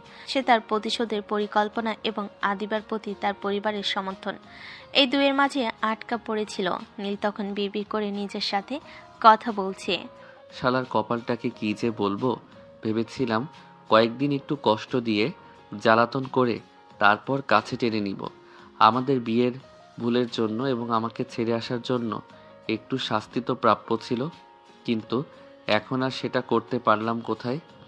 কালকে মা বাবা আদিবাকে দেখলে সব গোলমাল হয়ে যাবে, আর আমি ওকে অফিসিয়ালি অপমান করার যে সুযোগটা খুঁজছিলাম সেটাও শেষ। বাসায় আসার পর যে আদিবাকে আমি সহজে কষ্ট দেব সেটাও সম্ভব না, কারণ ওর যে গণ্ডি স্বভাব তাতে উল্টো আমাকেই না অফিস থেকে ধরে নিয়ে যায়। না, এবার সব পরিকল্পনা বাদ দিয়ে শুধু আদিবাকে সামলাতেই হবে। মনে হচ্ছে আমার আর প্রতিশোধ নেওয়া হলো না, উল্টো আবার সেই ভালোবাসার জালে আটকা পড়তে হলো। নীল তার ভাগ্যকে মেনে নিয়ে চোখ বন্ধ করে। এদিকে আদিবার পরিবারও আগামীকাল নীলের মুখোমুখি হওয়ার জন্য প্রস্তুত হচ্ছে। এই চরম পরিস্থিতিতে আগামীকাল এনএফ গ্রুপের অফিসে কি হবে? নীলের পরিবারের আগমন কি আদিবার সাথে তার সম্পর্কের বরফ গলাতে পারবে? নীল কি প্রতিশোধের পথ ছেড়ে আদিবাকে গ্রহণ করবে? সামিরা বেগম ও তরিকুল হকের চূড়ান্ত সিদ্ধান্তের পর পরের দিন সকালে নীলের সাথে সবাই একসাথে এনএফ গ্রুপ অফ ইন্ডাস্ট্রির বিশাল অফিসে আসে। নীল তার রুমে এসে কাজের ভান করতে থাকে, তবে তার মন ছিল অস্থির। ফারিয়া নীলের পাশে আরেকটা চেয়ারে বসেছিল, আর বাবা মা সামিরা বেগম ও তরিকুল হক ড্রয়িং রুমের সোফায় বসেছিলেন। নীল যেন মায়ের দৃষ্টি এড়ানোর জন্য বারবার ফাইলের দিকে তাকাচ্ছিলেন। এভাবেই সময় কাটতে থাকে। ঠিক 11টা বাজার কিছুক্ষণ আগে অনবেশে নীলের কেবিনে দরজায় নক করে। স্যার, এলআরবি প্রোডাকশন থেকে 5 জন এসেছেন আপনার সাথে কথা বলার জন্য। তারা বাইরে অপেক্ষা করেছেন। কি? 5 জন কেন? এতজন কেন এসেছে? এটা তো শুধু একটা ব্যবসায়িক মিটিং। নীল, কোনো বাড়তি কথা বলিস না, তাদের আসতে দে। ঠিক আছে, আসতে দাও তাদের। জি স্যার, আমি পাঠিয়ে দিচ্ছি। অনব বেরিয়ে যেতে তরিকুল হক ও সামিরা বেগম নীলের মুখোমুখি এসে দাঁড়ান। তারা আদিবার পরিবারের সবাইকে স্বাগত জানানোর জন্য প্রস্তুত হন। কিছুক্ষণের মধ্যেই আদিবার সাথে তার বাবা হামিদুর রহমান, ছোট চাচা শাহরিয়ার রহমান এবং আরও দুজন ঊর্ধ্বতন কর্মকর্তার রুমে প্রবেশ করেন। জমিদার বাড়ির পুরো পরিবারকে একসঙ্গে দেখে নীলের চোখ মুহূর্তে বড় হয়ে যায়। সে এক চরম প্রতিশোধের পরিকল্পনা করেছিল, কিন্তু তার সামনে এখন তার অতীত এবং বর্তমানে তৈরি হওয়া পরিবার সব একসঙ্গে। জমিদার বাড়ির লোকজন যখন নীলের দিকে কঠিন দৃষ্টিতে তাকাচ্ছিলেন, তখনই ফারিয়া চেয়ার থেকে নেমে দ্রুত আদিবার সামনে দাঁড়িয়ে যায়। ভাবি, আমাকে কোলে নাও। তুমি কতক্ষণ পরে এসেছো? ফারিয়ার এমন অপ্রত্যাশিত আচরণে জমিদার বাড়ির সবাই থমকে যান। তারা বুঝতে পারছিলেন না এই ছোট্ট মেয়েটিকে। আদিবা তখন অবাক, কিন্তু ফারিয়ার ভালোবাসে সে নিজেকে আটকাতে পারল না। সে ফারিয়াকে কোলে তুলে নেয়। ঠিক তখনই সামিরা বেগম দ্রুত আদিবার দিকে এগিয়ে আসেন। আদিবার পরিবার কিছু বোঝার আগে সামিরা বেগম আদিবাকে জড়িয়ে ধরেন এবং কপালে একটি চুমু দেন। আমার এত সুন্দর একটা বৌমাকে তুই আমাদের থেকে দূরে রেখেছিলি। 1 বছর ধরে আমরা তোর মুখ দেখতে পাইনি। মা, তুই এমন শুকিয়ে গেছিস কেন? এই দৃশ্য দেখে রুমের কেউই কিছু বুঝতে পারছিল না। আদিবার বাবা, চাচা, না এলআরবি প্রোডাকশনের অন্য কর্মকর্তারা। তারা শুধু দেখছিলেন আমেরিকান টপ কোম্পানির সিইও এর মা কিভাবে তাদের মেয়ে বা ভাগ্নিকে নিজের বৌমা বলে প্রকাশ্যে জড়িয়ে ধরেছেন। আপনারা কে? আমরা নীলের মা বাবা, আর ও হচ্ছে আমাদের পুত্রবধূ আদিবা। পুত্রবধূ? কিন্তু হ্যাঁ, পুত্রবধূ। আর আপনাদের কাছে আসার কারণ হলো আমাদের ছেলের ভুলের জন্য আমরা ক্ষমা চাইব, আর আমাদের বৌমাকে অর্থাৎ আদিবাকে তার বাড়িতে নিয়ে যাব। নীলের চোখে তখন চরম অসহায়ত্ব। তার প্রতিশোধের সমস্ত শখ তার পরিবার এক মুহূর্তে নষ্ট করে দিল। আদিবা তখন ফারিয়াকে কোলে নিয়ে অবাক দৃষ্টিতে নীলের দিকে তাকিয়েছিল। এনএফ গ্রুপের সিইও এর কেবিনে তখন চরম নাটকীয় পরিস্থিতি। আদিবার পরিবার হতভম্ব। সামিরা বেগম স্নেহের আলিঙ্গন এবং তরিকুল হকের স্পষ্ট ঘোষণা, সব মিলিয়ে এক গোলক ধাঁধা। আরিয়া বেগম সামিরা বেগমের দিকে তাকিয়ে চোখে জল নিয়ে বলে, আপনারা নীলের বাবা মা? মানে ও তো আমাদের ছেলে আকাশ, আমার ছেলে। আপনি কি সব বলছেন এগুলো? মিসেস, আপনি ভুল বলছেন। আকাশ হয়তো আপনার ছেলে ছিল, কিন্তু আমি তো আকাশ নই। আমি হচ্ছি নীল, আর এনারা আমার বাবা মা, এবং এটা হচ্ছে আমার ছোট বোন ফারিহা। হামিদুর রহমান লজ্জা এবং অনুশোচনা নিয়ে নীলের দিকে দুহাত জোর করে ধরে। আকাশ, বাবা, আমি জানি আমরা তোমার সাথে অনেক অন্যায় করেছি। আমাদের ভুল হয়ে গিয়েছিল বাবা, আমাদের ক্ষমা করে দাও। আমরা অনুতপ্ত। আমাদের ভুলের জন্যই আদিবা। হ্যাঁ বাবা, আমরাও ক্ষমা চাইছি। আদিবার কোনো দোষ নেই, সে শুধু তোমাকে ভালোবেসেছিল। প্লিজ এই আমাদের ক্ষমা করে দে, আমাদের ভুল শুধরে দেওয়ার একটা সুযোগ দে। জমিদার বাড়ির সবাই তখন নীলের কাছে ক্ষমা চাইতে শুরু করে, কিন্তু নীল তার অতীতের কষ্ট এত সহজে ভুলতে পারেনি। তার চোখে তখনও কঠিন প্রতিশোধের ভাব। ক্ষমা? এত সহজে ক্ষমা? আপনারা কি ভুলে গেছেন? আপনারা আমার পুরো শৈশব কেড়ে নিয়েছিলেন। আপনারা আমাকে 18 বছর বয়সে বাড়ি থেকে বের করে দিয়েছিলেন, আর আজ একটা ব্যবসার ডিলের জন্য আর আপনাদের মেয়ের মুখের দিকে তাকিয়ে আপনারা এখানে এসেছেন। আমার কোনো ক্ষমা নেই। নীলের মা তখন দ্রুত নীলের হাত ধরে তাকে শান্ত করার চেষ্টা করে। নীল, শান্ত হও বাবা। তোর অতীত আমরাও জানি, কিন্তু তুই এখন অনেক বড়, অনেক সফল। ক্ষমা করে দে বাবা, ওরা ভুল করেছে। কিন্তু আদিবা তো তোর স্ত্রী, তুই কেন ওকে কষ্ট দিচ্ছিস? হ্যাঁ নীল, ক্ষমা মহত্বের লক্ষণ। এদের ক্ষমা করে দে, আদিবার জন্য ওদের ক্ষমা করে দে। আর আদিবা, তুমি এসো মা। বাবা মায়ের এমন আকুতিতে নীল অনড় থাকে। তার চোখে তখনও প্রতিশোধের শীতলতা। ঠিক আছে, আপনাদের সাথে আমার কোনো ব্যক্তিগত সম্পর্ক নেই। আপনারা আমার শ্বশুরবাড়ির লোক, সেই হিসেবে আপনারা আমার কাছে সম্মানিত। দয়া করে আপনারা এখন যেতে পারেন। নীলের এমন চূড়ান্ত অপমানে আদিবার বাবা চাচা লজ্জায় মাথা নত করেন। তারা বুঝতে পারেন নীলকে বোঝানো অসম্ভব। তারা তখন মাথা নিচু করে রুম থেকে বের হওয়ার জন্য দরজার দিকে এগিয়ে যাচ্ছিলেন। ঠিক তখনই সামিরা বেগম দ্রুত তাদের আটকান। আরে বেআইন, আপনারা কোথায় যাচ্ছেন?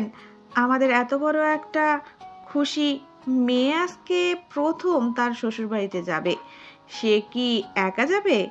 আপনারাও আমাদের সাথে চলুন। না না বেআইন সাহেব, আমরা এখন চাই, আপনারা আদিবাকে নিয়ে যান। আরে বিআই সাহেব, যান কোথায়? আদিবার বিয়ে হয়েছে 1 বছর, আমরা ওকে 1 বছর পর পেলাম। আপনাদের ছাড়া আমরা কিভাবে যাই? আদিবার মন খারাপ হবে, চলুন আমাদের সাথে। নীলের বাবা মায়ের আন্তরিক ও জোরালো অনুরোধে জমিদার বাড়ির সকলে আর না করতে পারলেন না। তারা বুঝতে পারলেন এই পরিবার তাদের প্রতি সহানুভূতিশীল। তরিকুল হক কেবিন থেকে বেরিয়ে অর্ণবকে ডেকে নির্দেশ দেন। অর্ণব, আজকে সবটা তুমি সামলাও, আমাদের একটু ফ্যামিলিগত কাজ আছে। জি স্যার, সমস্যা নেই, আপনারা যান, আমি গাড়ি রেডি করে দিচ্ছি। এরপর নিচে গিয়ে নীলের জন্য প্রস্তুত রাখা বিলাসবহুল গাড়ির বহর দেখে আদিবার পরিবার আরও বিস্মিত হন। নীল একটি গাড়িতে ওঠে। সামিরা বেগম আদিবাকে জোর করে নীলের গাড়িতে বসিয়ে দেন। ফারিয়া তখনও আদিবার কোলে ছিল, সে আদিবাকে ছাড়তে চাইছিল না। নীলের বাবা মা এবং আদিবার বাবা মা অন্য গাড়িতে করে আসছিলেন। গাড়ির ভেতরে ফারিয়া তখনও আদিবার গালে আদর করছিল। আদিবা তার দিকে স্নেহভরা দৃষ্টিতে তাকিয়েছিল। নীল তখন স্টিয়ারিং ধরে গাড়ির লুকিং গ্লাসে আদিবার দিকে তাকায়। ভাবি, ভাইয়া কিন্তু তোমাকে খুব বকা দিয়েছে। ও আমাকে তোমার সাথে কথা বলতে দেয়নি, ও খুব খারাপ। আদিবা ফারিয়ার চুলে হাত বুলিয়ে নীলের দিকে তাকিয়ে মুচকি হেসে, তুমি চিন্তা করো না ননদিনী, তোমার ভাইয়া খুব ভালো মানুষ, ওর রাগ একটু বেশি, তাই এমন করেছে। তোমার সাথে কথা বলার সুযোগ দেওয়া হয়নি, কারণ এটা একটা অফিস ছিল মিস আদিবা। আর আমার রাগ কেন বেশি সেটা তোমার পরিবারের সবাই খুব ভালো করেই জানে। আর এখন তো আমরা আর অফিসে নেই, তাই না? এখন তুমি মিস আদিবা বলবে, না অন্য কিছু? আদিবার প্রতি উত্তরে নীল আর কিছু বলার সুযোগ পেল না। সে চুপ করে গাড়ি চালাতে লাগলো, কিন্তু তার মনের ভেতরে চলছিল তীব্র যুদ্ধ। তার পাশে বসে তার স্ত্রী, যার সাথে সে এত বড় প্রতিশোধের খেলা শুরু করেছিল। কিছুক্ষণের মধ্যেই গাড়ি এসে নীলের বিশাল বাড়িতে প্রবেশ করলো।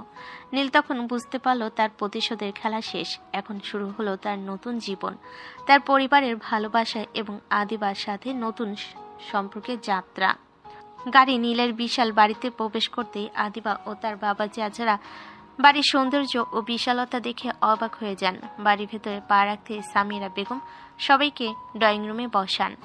বেআইন, আপনারা বসুন। নীল, তুই বৌমাকে নিয়ে রুমে যা, ফ্রেশ হয়ে আয়, দুপুরে একসাথে খাবো। নীল তখন কোনো কথা না বলে তার রুমের দিকে হাঁটা শুরু করে। আদিবাও তার পিছু পিছু যায়। রুমে ঢুকে আদিবা দরজা বন্ধ করে দেয় এবং নীলকে ধাক্কা দিয়ে বিছানায় ফেলে তার পেটের উপর বসে কলার শক্ত করে চেপে ধরে। খুব অ্যাটিটিউড বেড়ে গিয়েছে, তাই না? আমার সাথে অ্যাটিটিউড দেখাচ্ছিস? আমাকে মিস আদিবা বলছিলি, আমাকে অনেক কষ্ট দিয়েছিস, এসব কিছু শোধ আমি রাতে তুলবো। আর একবার আমার সাথে এমন অ্যাটিটিউড দেখালে তোর খবর করে ছাড়বো, বুঝেছিস? ঠিক আছে, রাগ কমাও বাঘিনী। তুমি আমাকে রাতে কি শাস্তি দেবে সেটা রাতে দেখব। এখন প্লিজ ওঠো, দম বন্ধ হয়ে আসছে। আদিবা কলা ছেড়ে তার উপর থেকে উঠে ওয়াশরুমে চলে যায়। নীল তখনও বিছানায় শুয়েছিল। শালা ভাগ্যিস এখন ছেড়ে দিল। আজকে রাতে আমার সাথে কি হয় সেটা আল্লাহই জানে। তবে স্বীকার করতেই হবে, এই গুন্ডি স্বভাবটার জন্যই তো ওকে ভালোবাসি। এরপর দুজনে ফ্রেশ হয়ে নিচে নামে। সামিরা বেগম আদিবাকে একটি ডায়মন্ডের নেকলেস পরিয়ে দেন এবং তরিকুল হক একটি ডায়মন্ডের রিং পরিয়ে দেন। এরপর তারা সবাই মিলে দুপুরে লাঞ্চ করে। বিকেলে আদিবার বাবা মা তাদের আশীর্বাদ করে আদিবাকে নীলের কাছে রেখে চলে যান। রাতের বেলা আদিবা আগে থেকে রুমে ছিল। নীল তখন ভয়ে ধীরে ধীরে পা টিপে রুমে প্রবেশ করে। সে চারিদিকে তাকিয়ে দেখে আদিবা কোথাও নেই। আদিবা, তুমি কোথায়? বাঘিনী ঘুমিয়ে গেছে নাকি? তখনই পিছন দিক দিয়ে আদিবা নিঃশব্দে এসে দরজা লাগিয়ে দেয়। নীল পিছন ফিরতেই আদিবা তাকে দ্রুত টেনে নিয়ে গিয়ে সরাসরি দেওয়ালের সাথে চেপে ধরে। এত ভয় পাচ্ছিস কেন? আমি কি বাঘ নাকি? তুমি ভাবছো আমি তোমাকে ছেড়ে চলে যাব? তুমি বাঘিনী, আর এত রাতে একটা লোককে একা রুমে এভাবে চেপে ধরেছ, এটা ঠিক না আপু। কি আপু? কাকে আপু বলছিস? আমি তোর বউ, তোর স্ত্রী। তোমার মতো সুন্দর আর রাগী বউকে আমি কি বলে ডাকবো? মিস আদিবা। চুপ! তুমি আমার সাথে প্রতিশোধের খেলা খেলছিলে, তুমি জানো না এই 1 বছর আমি কিভাবে কাটিয়েছি। আমি তো তোমাকে একটু কষ্ট দিতে চেয়েছিলাম জান। আমি চেয়েছিলাম তুমি আমাকে একটু খুঁজবে, কিন্তু তুমি যে পুরো পরিবারকে নিয়ে অফিসে চলে আসবে সেটা তো জানতাম না। মিথ্যে কথা। তুমি আমার সাথে আর আমার পরিবারের সাথে দূরত্ব বাড়াতে চেয়েছিলে। আমি তোমাকে ক্ষমা করব না। আজ থেকে তুমি নিচে ঘুমাবে। এ বলে আদিবার রেগে নীলের বুক থেকে উঠে বিছানার দিকে চলে যাচ্ছিল। নীল তখন আদিবার হাত ধরে টান দিয়ে নিজের বুকের সাথে জড়িয়ে নেয়। উপস, সরি ম্যাডাম, আমার ভুল হয়ে গেছে। আমি আর জীবনেও তোমাকে মিস আদিবা বলবো না। আদিবা যেতে যেতে হঠাৎ থেমে যায়। নীল তখন সমস্ত রাগ, অভিমান, প্রতিশোধ সব ভুলে আদিবার দিকে তাকায়। আমি তোমাকে ভালোবাসি আদিবা। আমি জানি আমার অতীত কষ্টদায়ক ছিল, কিন্তু তোমার ভালোবাসা সেই কষ্টকে ভুলিয়ে দিয়েছে। প্লিজ আমার থেকে দূরে যেও না। আমিও তোমাকে ভালোবাসি নীল। তোমার রাগী বউকে তুমি ছাড়া আর কে সামলাবে। এ বলেই আদিবা ফিরে তাকায়। নীল আর এক মুহূর্ত দেরি না করে আদিবাকে নিজের বাহুতে জড়িয়ে ধরে। প্রতিশোধের আগুন নিভে গিয়ে ভালোবাসার আলো জ্বলে ওঠে। নীল তার ঠোঁটে ঠোঁট ডুবিয়ে দেয়। তারপর দুজন বিছানায় পড়ে যায়। আদিবা নীলকে শক্ত করে তার বাহুর সাথে চেপে ধরে আছে। নীলও আদিবার সারা শরীরে তার ভালোবাসার পরশ এঁকে দিচ্ছে। তাদের সমস্ত ভুল বোঝাবুঝির অবসান ঘটিয়ে নীল আর আদিবা সেদিন ভালোবাসার বাঁধনে আরও শক্ত করে জড়িয়ে ধরে। তাদের ভালোবাসার ঘর ভরে ওঠে সুখ আর ভালোবাসায়। হ্যাঁ, প্রতিশোধের গল্প নয়, এটি ভালোবাসা ও সম্পর্কের গল্প। আদিবার তীব্র ভালোবাসা আর নীলের পরিবারের অকুণ্ঠ সমর্থনই তাদের সম্পর্কের সমস্ত জটিলতা দূর করে দেয়। জমিদার বাড়ির মেয়ে যখন সিনিয়র রোমান্টিক বউ, তখন তার ভালোবাসার কাছে জুনিয়র দুষ্টু ছেলের সমস্ত রাগ আর অভিমান হার মানতে বাধ্য হয়।